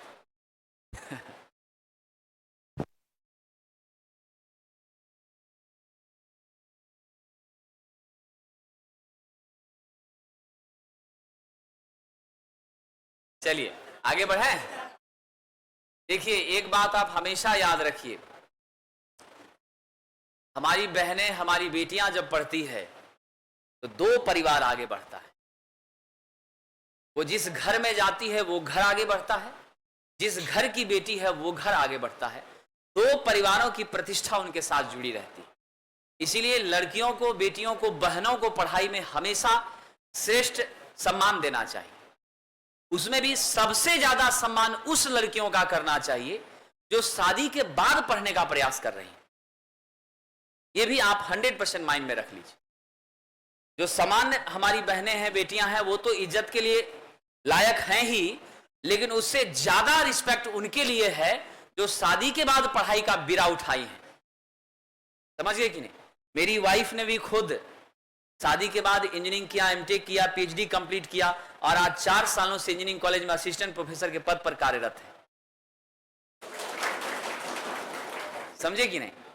तो इसीलिए हमको व्यक्तिगत रूप से एज ए टीचर कहिए, एज ए भाई कहिए या बिहार का नागरिक कहिए, लड़कियों को आगे बढ़ने में हमको बहुत खुशी मिलता है। क्योंकि हमारे भी परिवार में बहुत सारी हमारी बहनें हैं, अच्छे अच्छे पदों पर है। मैंने कहा भी था, लेवल 10, लेवल 11 के जॉब में लोग हमारे परिवार से हैं। मैं भी 3 बार नौकरी छोड़कर आया हूं। फिर बहुत दिन आपकी सेवा नहीं करूंगा, आपका नौकरी लगा के फिर हम चले जाएंगे। ठीक है, तो अच्छा लगता है। इसीलिए मन के अंदर यह भावना रखना कि लड़की लोगों को कम में नंबर पर सिलेक्शन हो जाएगा, गलत है। उनका कम पर हो, ज्यादा पर हो, यह डिस्कशन नहीं है। डिस्कशन है वो आगे बढ़ेगी। आज तो आप इतने लड़कियों को देख भी रहे हैं, नहीं तो पहले लड़कियां पढ़ती ही नहीं थी। 8वां क्लास भी बहुत मुश्किल था। समझे कि नहीं? हमारे गांव में सिर्फ मेरा ही परिवार था जिसमें हमारी बहन लोग पढ़ करके आगे बढ़ी। 2012-13 के बाद लड़की लोग पढ़ना शुरू की है, जब से साइकिल योजना चला है। मजाक नहीं, सीरियसली। नहीं तो 8वां क्लास में ही सबका शादी हो जाता था, हाई स्कूल तो जा ही नहीं पाती थी। अब अगर ये लोग पटना आई है, अपने गांव से, घर से इतना दूर आई है, तो आप इसको कम बड़ा साहस मत समझिए। समझे कि नहीं? और जो शादी के बाद जो लड़कियां आई हैं, उसको तो आप समझिए कि 2 परिवार उससे उम्मीद लगा के बैठा है। अगर ये सफल हो जाती हैं, इनके माता पिता का भी सीना चौड़ा होगा, जिस घर की ये सदस्य है उसका भी सीना चौड़ा होगा, गर्व होगा। तो इसलिए करके ये भावना को हम लोगों को हेल्दी, ये सोच हम लोग ही तो डेवलप करेंगे, और कौन करेगा? आइए साथियों, तो जनरल लाइटिंग स्कीम में क्या होता है? इस विधि में प्रकाश हर जगह पहुंचता है। समझे कि नहीं? क्या होता है? हर जगह पहुंचता है। और इस विधि में साथियों बल्ब के ऊपर कैसा ग्लास लगाते हैं? गोलाकार ग्लास लगाते हैं। चारों ओर देख लीजिए विद्यार्थी जी, खगड़िया वाला विद्यार्थी कहां है जी?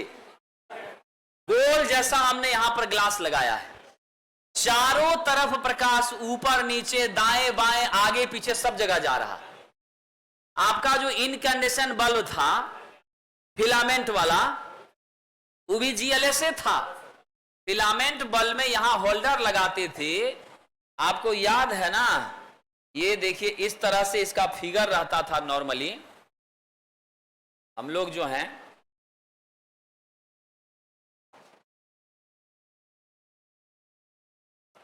इस तरह से हमारा लगभग रहता था। ठीक है, अब यहां बीच में आपका फिलामेंट लगा है, यहां होल्डर से आप फिट करते थे। प्रकाश इधर से भी निकलता था कि नहीं? नीचे ऊपर चारों तरफ से प्रकाश निकलता था। तो जिसमें चारों तरफ से प्रकाश निकलती हैं वही आपकी क्या होती हैं, जीएलएस होती हैं। तो जीएलएस के माध्यम से हर तरफ हर दिशा में प्रकाश जाता है। आजकल हम जीएलएस का प्रयोग पार्क वगैरह में कर रहे हैं, ठीक है। पार्क वगैरह में आप देखते होंगे उल्टा लाइट लगा रहता, ऐसे स्टैंड है, स्टैंड के ऊपर जो है ये ऐसा गोल जैसा है, बीच में बल्ब है, चारों तरफ प्रकाश जा रहा है, इस तरह का बीच बीच में लगा हुआ रहता है। हाँ, गेट वगैरह पर भी लगाते हैं। बिहार में तो लोग तोड़ ताड़ के चला जाता है, लेकिन अब बिहार बदल रहा है, अब लोग समझते हैं कि हमारी संपत्ति है, तो अब वैसी बात नहीं है। आइए जरा इस टेबल को समझ लीजिए साथियों। डायरेक्ट लाइटिंग स्कीम में ऊपर कितना प्रकाश जाता है, 0 से 10%। नीचे कितना जाता है, 90 से 100%। सेमी डायरेक्ट में 10 से 40 ऊपर, 60 से 90 नीचे। जनरल डिफ्यूजिंग लाइट में 40 से 60 ऊपर, 40 से 60 नीचे, चारों तरफ जा रहा है, इसलिए बराबर बराबर। सेमी इनडायरेक्ट में 60 से 90 आपका ऊपर, 10 से 40 नीचे। इनडायरेक्ट में 90 से 100 ऊपर, मात्र 10% नीचे। ये टेबल आपके लिए बहुत महत्वपूर्ण है, यहां से क्वेश्चन की संभावना आपको बनती है। पीछे की कहानी आप भूल भी जाते हैं, इसको जरूर याद रखिए। हम सब लोग जानते हैं बेहतर प्रकाश की व्यवस्था वही होती है जिसमें संतुलन बना रहे। संतुलन का मतलब है कि ना डायरेक्ट रोशनी आए और ना इनडायरेक्ट आए, दोनों के बीच का रहे। इसीलिए हमने आपसे कहा था सेमी डायरेक्ट का हम लोग ज्यादातर प्रयोग करते हैं। सेमी इनडायरेक्ट सजावटी प्रकाश के लिए क्या होता है, प्रयोग में लिया जाता है। चलिए आगे बढ़ें।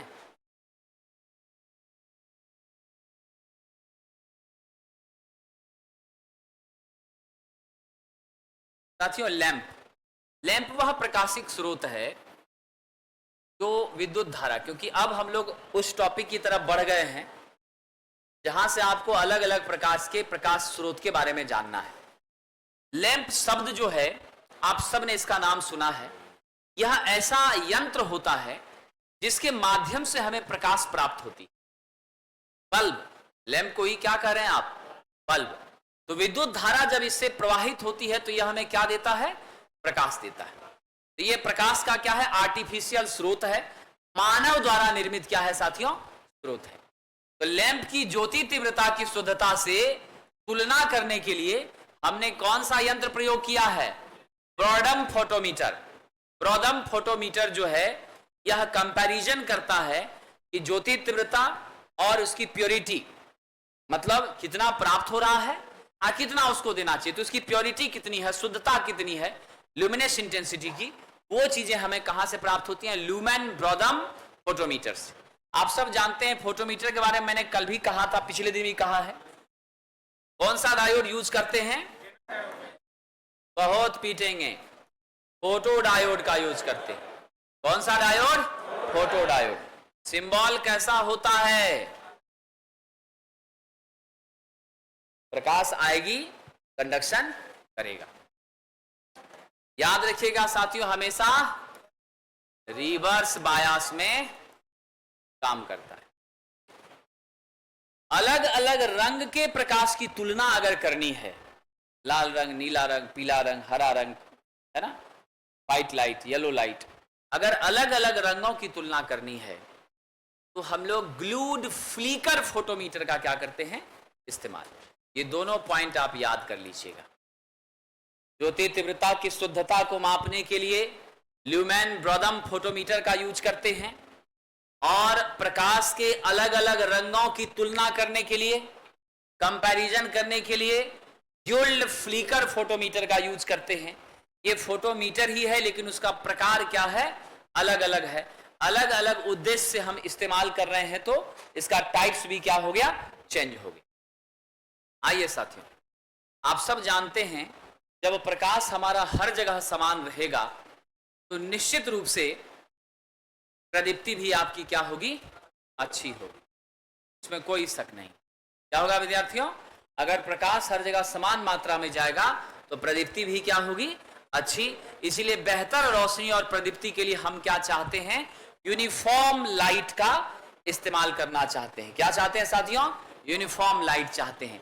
तो बेहतर प्रदीप्ति किसे कहेंगे आप? आपके कमरे में बहुत अच्छी प्रदीप्ति प्राप्त हो रही है, ये आप कैसे महसूस करेंगे?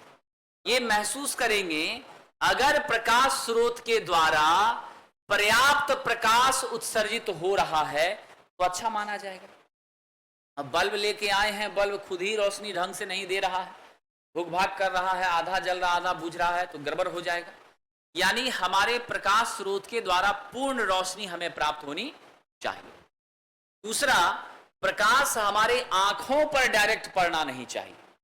डायरेक्ट आंखों पर पड़ेगा, चौंध होगी, हम स्ट्रेस महसूस करेंगे, देख नहीं पाएंगे। आपने अनुभव किया होगा कि बहुत ज्यादा जहां फोकस वगैरह डाला गया है लाइट का, आंख पर आपका बहुत ज्यादा पड़ रहा, आधा घंटा रहिए, सर दर्द होने लगता है। स्वाभाविक सी बात। उसके बाद फिर खाना वाना का बात करेगा तो आपको खाने का मन नहीं करेगा। माथा दर्द पकड़ लिया तो आप कहां से खाइएगा? स्वाभाविक सी बात। तो यहां पर देखिए, चौंध भी विकसित नहीं होनी चाहिए। उपयुक्त शेड और रिफ्लेक्टर लगा होना चाहिए जो प्रकाश के चमक को क्या करे? एडजस्ट करे, व्यवस्थित करे, छाया वगैरह बनने बिल्कुल भी ना दे। तो ये चारों गुण अगर आपके प्रकाश की व्यवस्था में है तो ये आपकी क्या कहलाएगी? बेहतर प्रदीप्ति कहलाएगी। आइए साथियों, लैंप कई प्रकार का है। इसके प्रकार के बारे में हम लोग समझते हैं। इतना नाम यहां लिखा गया, हम लोग सभी के बारे में विस्तार से पढ़ेंगे। हमारा लैंप सबसे पहला है इनकैंडेसेंट लैंप। जब लैंप बनाने की शुरुआत हुई थी, सबसे पहले इसी को बनाया गया था। इसी को हम लोग फिलामेंट लैंप के नाम से भी जानते हैं। यह दो प्रकार का होता है। सबसे पहले हमारे वैज्ञानिकों ने कार्बन फिलामेंट का लैंप बनाया था। हम लोग टंगस्टन के फिलामेंट का यूज करते हैं, लेकिन सबसे पहला निर्माण जो हुआ था कार्बन फिलामेंट लैंप का हुआ था। रोशनी बहुत कम थी, सफल नहीं हो पाया। फिर हमने टेक्नोलॉजी चेंज की, तब हमने क्या किया? मेटालिक फिलामेंट लैंप बनाया, धातु। और धातु के रूप में किसका यूज किया हमने? टंगस्टन का। मेटल फिलामेंट लैंप में एक बार हमने गैस निकाल करके प्रयोग किया। जब पूरी तरह से गैस, यहां तक कि हवा भी अंदर नहीं है, सब कुछ हटा करके तब यूज किया, तो उसको हम कहते हैं vacuum filament lamp, metallic filament lamp. और बाद में हमने गैस भर दिया, निष्क्रिय गैस भरा, इसमें नाइट्रोजन भरा और आर्गन भरा। ये भरने के बाद हमने देखा जहां 2.5 ल्यूमेन प्रति वाट हमारी इफिशिएंसी थी, ये आपका 18 से 20 ल्यूमेन प्रति वाट तक बदल गई। हम लोग सभी पर चर्चा आगे करेंगे। तो जो लेटेस्ट हमारा लैंप था, जो आजकल भी मिल जाता है मार्केट में, समोसे वाले लोग यूज करते हैं, वो आपका यही है, gas filled tungsten filament lamp. Gas भरा हुआ टंगस्टन के फिलामेंट का लैंप। क्लियर? इसके बाद हमने टेक्नोलॉजी को थोड़ा डेवलप किया, समय बदला, विज्ञान ने रिसर्च किया, तब हमारा लैंप आया gas discharge lamp. Gas discharge lamp दो तरह का है, सोडियम वेपर लैंप और mercury vapour lamp. Sodium vapour lamp की कहानी मैंने आपको सुनाई थी, कई बार क्वेश्चन पूछा गया है, आगे भी बताएंगे, याद रखिएगा। सोडियम वेपर लैंप मोनोक्रोमेटिक होता है। क्या होता है? मोनोक्रोमेटिक। मोनोक्रोमेटिक का अर्थ है एक वर्णी प्रकाश देता है। एक वर्णी का मतलब है एक ही रंग का प्रकाश देता है, यानी पीला ही रोशनी देता है। पहले स्ट्रीट लाइट में हम इसी का यूज करते थे, पीला रोशनी मिलता था। जलने में 10 से 15 मिनट समय लेता है। शुरुआत में चालू कीजिएगा तो हल्का गुलाबी रंग का रोशनी देता है, लाल गुलाबी देता है। जब पूरी तरह से गैसियस डिस्चार्ज हो जाता है तो पीला रोशनी देता है। और इसकी CRI बहुत कम थी, 22 के आसपास थी। पीला पीला परवल आपको हरा दिखेगा, खरीद के ले आइएगा, सुबह पछताइएगा, ये दिक्कत होती है। CRI का मतलब आपको याद होगा, कलर रेंडरिंग इंडेक्स होता है। रंग प्रतिपादन सूचकांक होता है। जो रंग जिस रंग का है, प्रकाश के उपस्थिति में वह अपने रंग को बदल दे, अलग दिखे, यही गड़बड़ी क्या कहलाती है? CRI के माध्यम से मापी जाती है। सूर्य की रोशनी का CRI सबसे बेस्ट 100 होता है। अगर कहीं कंफ्यूजन आपको प्रकाश में हो तो इंतजार करिए सुबह का, सूर्य की रोशनी में देख लीजिए, जो एक्चुअल कलर होगा वही दिखेगा वह वस्तु। ठीक है। इसके बाद हमने इसमें देखा कि भाई खामियां हैं, दिक्कतें हैं, तो हमने मरकरी वेपर लैंप बनाया। गैसियस डिस्चार्ज ही है, लेकिन मरकरी के वाष्प का हमने क्या किया? यूज किया। मरकरी वेपर भी दो तरह का है साथियों, एक high pressure mercury lamp, mercury vapour lamp, एक low pressure mercury vapour lamp. आपके कमरे में जो लगा हुआ है वो सब आपका, ये वाला छोड़ दीजिए, पुराने जमाने की बात करिए जिसमें हम लोग लगाते थे, दोनों तरफ से घुमाते रहते थे, है ना, चौक लगता था सब। ठीक है, चलिए, तो वो आपका लो प्रेशर मरकरी वेपर लैंप था, उसी को हम लोग फ्लोरोसेंट लैंप भी कहते थे। फिर जाकर के और हम आगे बढ़ते गए, सजावटी लाइट के लिए हमको दिक्कत होने लगा, कितना वो बल्ब लटकाएंगे। आजकल आप देखते होंगे जब आप हाईवे से गुजरते हैं नाइट के समय, रात के समय बस वगैरह से, ढाबे के पास देखते होंगे पेड़ पर लपेट दिया है ना, आप पूरा चमचमाता हुआ पेड़ दिख रहा है। दिन में गुजरिए तो वहां पर आपको देखने का जिस ढाबे पर इच्छा नहीं होगा, रात में उस लपेटे गए ट्यूब के चमक से आपका मन हो गया भैया रोकिए जरा सा, नाश्ता उस्ता करके तब चलेंगे। वहां आप बड़े चाव से बैठकर खा लेंगे रात में। ये जो चमक है ना लाइट की, और इतनी खूबसूरती जो आपको दिख रही है उस ढाबे पर, वो नियॉन साइन ट्यूब के कारण होती है। तो आजकल हम लोग, पहले भुक भुक करने वाला लाइट लगता था शादी विवाह में, है ना, वहां पर वो बिल्कुल मोटर जैसा रहता था, कॉन्ट्रैक्टर रहता था, चटर चटर चटर चटर घूमता था, चटर चटर चटर चटर करता रहता था।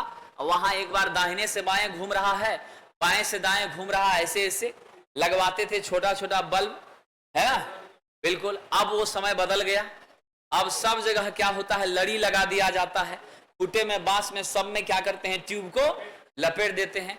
5-5 मीटर तक का रहता है साइज एक एक का, समझे। सब पर हम लोग चर्चा करेंगे। फिर बाद में हमें जरूरत महसूस हुई कि इसकी कार्बन आर्क लैंप की, सिनेमा वगैरह भी आप लोगों को दिखाना था, उसके लिए किसका यूज किया हमने? कार्बन आर्क लैंप का। देन जाकर के अदर लैंप, आज के जमाने में जो दुनिया बदली है, शादी विवाह में हेलोजन का बड़ा प्रयोग होता है ना, जाड़े के मौसम में जब शादी विवाह फंक्शन कहीं रहता है। पुराने समय में याद करिए, आजकल तो बहुत डिजिटल कैमरा आ गया, पहले वो बड़ा सा एक लड़का कैमरा पकड़ के रखता था, एक असिस्टेंट उसका हेलोजन जो है असिस्टेंट लेके चलता था।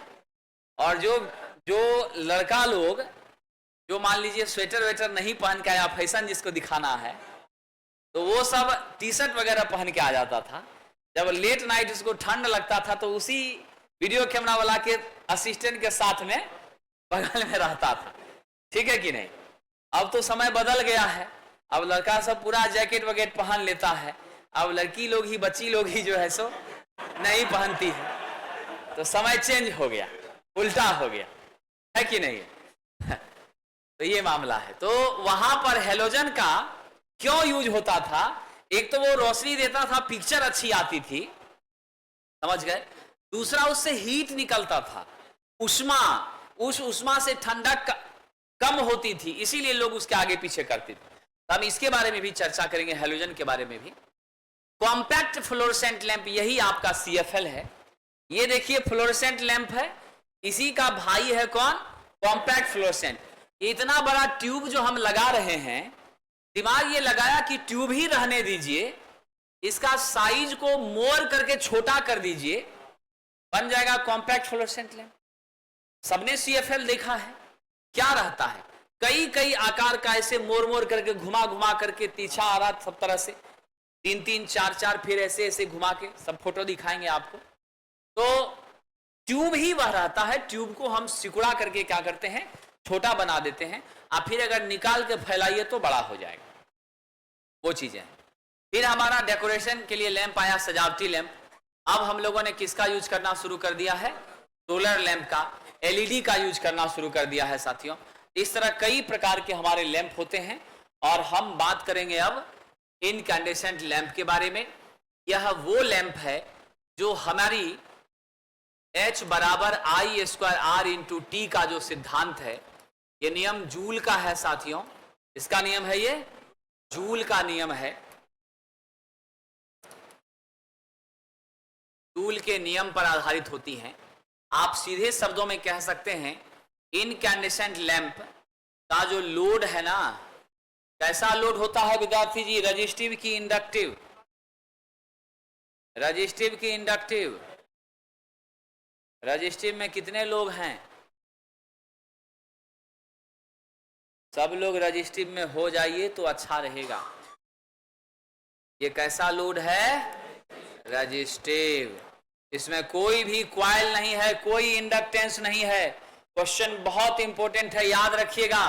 ये I स्क्वायर R के सिद्धांत पे काम कर रहा है। फिलामेंट के रूप में हम यहाँ कौन सा मटेरियल ले रहे हैं? टंगस्टन ले रहे हैं। टंगस्टन हाईली रजिस्टिव मटेरियल होता है और यहाँ I स्क्वायर R लॉस होती है, जिसके कारण ऊष्मा उत्सर्जित होती है। आपको मैंने कहा था साथियों 2500 से लेकर के 2800 डिग्री सेल्सियस तक का यह तापमान को अचीव करता है और फिर हमको रोशनी इससे बेहतर प्राप्त होती है। टंगस्टन की खासियत भी मैंने बताया था, ऊष्मा कम, रोशनी ज्यादा देता है। और आप याद रखिएगा रजिस्टिव लोड होने के कारण यह हमारे पावर फैक्टर को बिल्कुल नहीं घटाता, पावर फैक्टर को यूनिटी मेंटेन करता है। क्वेश्चन आपसे पूछा जाएगा निम्नलिखित में से किस लैंप के द्वारा पावर फैक्टर का मान बदलता नहीं है? पावर फैक्टर 1 रहती है, इकाई रहती है। आप सीधे सीधे जवाब दीजिएगा incandescent bulb, tungsten filament bulb के द्वारा पावर फैक्टर पर कोई असर नहीं पड़ता है। क्यों साथियों? क्योंकि लोड आपका रजिस्टिव है। आप सब जानते हैं अगर प्योर रजिस्टिव सर्किट होती है तो प्योर रजिस्टिव सर्किट में मेरी वोल्टेज और मेरा करंट दोनों सेम फेज में जाता है। वोल्टेज और करंट के बीच, वोल्टेज और करंट के बीच फेज एंगल क्या होता है? बीच फेज अंतर 0 होता है। कितना होता है? 0। ऐसी परिस्थिति में मेरा पावर फैक्टर cos फाई बराबर cos 0 बराबर कितना होता है? 1 होता है। तीसरी महत्वपूर्ण बात जो आपको याद रखनी है, यह लैंप किस सिद्धांत पे काम करता है? यह lamp heating effect of electric current पर काम करता है। किस पर काम करता है? Heating effect of electric current, विद्युत धारा के ऊष्मीय प्रभाव पर काम करता है। जितनी चीजें यहां पर बताया है बहुत इंपॉर्टेंट है आपके परीक्षा के दृष्टिकोण से। याद रखिएगा विद्युत धारा के ऊष्मीय प्रभाव पर काम करता है। H बराबर I स्क्वायर RT के माध्यम से ऊष्मा मिलती है। मैक्सिमम आपका टंगस्टन फिलामेंट वाला 2500 से 2800 डिग्री सेल्सियस तक काम कर सकता है। रजिस्टिव लोड होने के कारण इसका पावर फैक्टर 1 होता है। पावर फैक्टर के मान में कोई कमी नहीं कराता है। जैसे ही इससे धारा प्रवाहित होती है इसके फिलामेंट के पास ऊष्मीय लॉस, हीट लॉस होती है। उसी हीट लॉस के कारण हमें प्रकाश प्राप्त होना शुरू होता है। मैंने आपसे डिस्कशन में कहा था 2 तरह का बल्ब होता है, कार्बन फिलामेंट और दूसरा धात्विक फिलामेंट। तो हम लोग कल की क्लास में इसके आगे की चीजों पर चर्चा करेंगे। आज इतना ही साथियों, आप लोग रिवीजन भी कीजिएगा। बहुत बहुत धन्यवाद। आपका अब टेस्ट होगा।